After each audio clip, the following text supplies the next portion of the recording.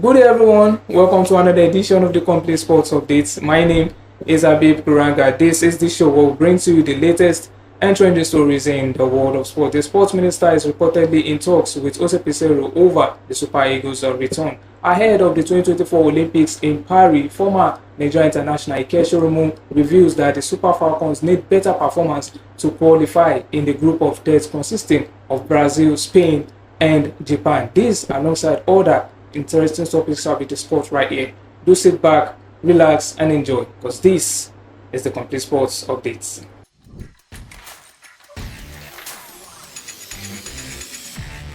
Joining me on today's episode is Adeboye Amosue. Together, we shall be taking you through the rounds as far as the sporting stories in today's episode is concerned. Welcome back to the show, Boye. Good to be back on the show once again. Yes, so good day, viewers. Yeah, definitely. So, yesterday news was an exclusive report, by the Complete Sports. It was revealed that the Honorable Minister of Sports, John Eno, is, said to be in talks with Peseiro over returning as the gaffer of the Super Eagles of Nigeria. And, so many people have been talking about the decision that, why would you be, gunning for an individual who has already left his position, and, you are trying to, bring him back on board again, considering the fact that, so many people have been, very critical about his style of play, even though he led the Super Eagles to the final of the 2023 African Cup of Nations in Ivory Coast. So what do you have to say about this particular report? Well, personally, I think it's a wise decision. At least if you take into cognizance the fact that the Super Eagles will be in action in June. Two crucial matches against the Bafana of South Africa and the Spurs of the Republic. So the minister said last week that the Super Eagles are not ready to take any chances, going by the fact that they drew their first two games against one of the two minnows, talking about football in Africa. Yes. I was talking about Lesotho and Zimbabwe.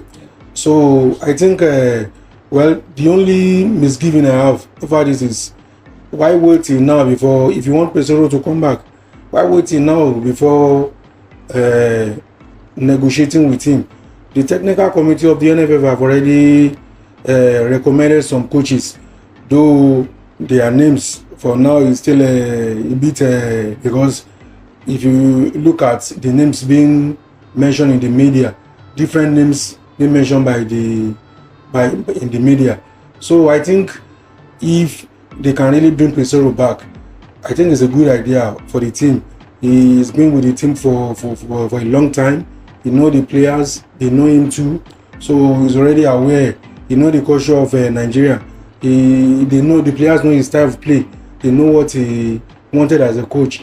So bringing in a new man at this critical stage will not really help the team. At least the new man will just come in, probably have 2-3 days training session before the first game against South Africa. That to me will not really go well for the team. Taking into cognizance the fact that we really need to beat South Africa and the Republic to get our campaign back on track, as in talking about qualifying for the next World Cup in 2026. So for you, the decision to actually have negotiations with Peseiro is, a good one, and you actually have your 100% on the Portuguese manager to return as the Super Eagles manager. Yes, I totally go with the idea. If you look at the Complete Sports website yesterday, the fans, they were really divided about bringing Peseiro back.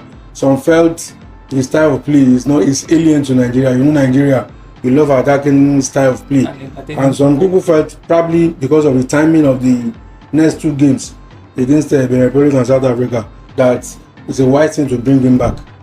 So we really hope any decision that the NFF or the Honorable Sports Minister are about to take, it will be a very, very good and vital one for the Super Eagles of Nigeria. So without wasting so much time on that, the former Nigeria international Peseiro actually stated that the Super Falcons, need to have an outstanding performance, against Spain, Brazil, and Japan in the 2024 Olympics in Paris. And I have the thinking that it might be very, very difficult for the Super Falcons to actually qualify in this group of death. But do you have any thoughts as regards to how the Super Falcons should approach these encounters in the Olympics in Paris?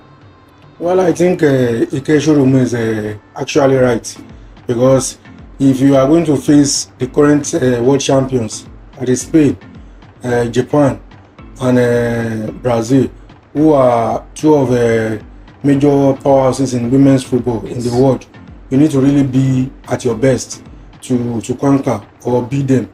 But if you look at the Super Falcons' performance at the last Women's World Cup, if you look at their performance, you will probably give the team a chance of making it beyond that group. I think the biggest obstacle for them is the world champion.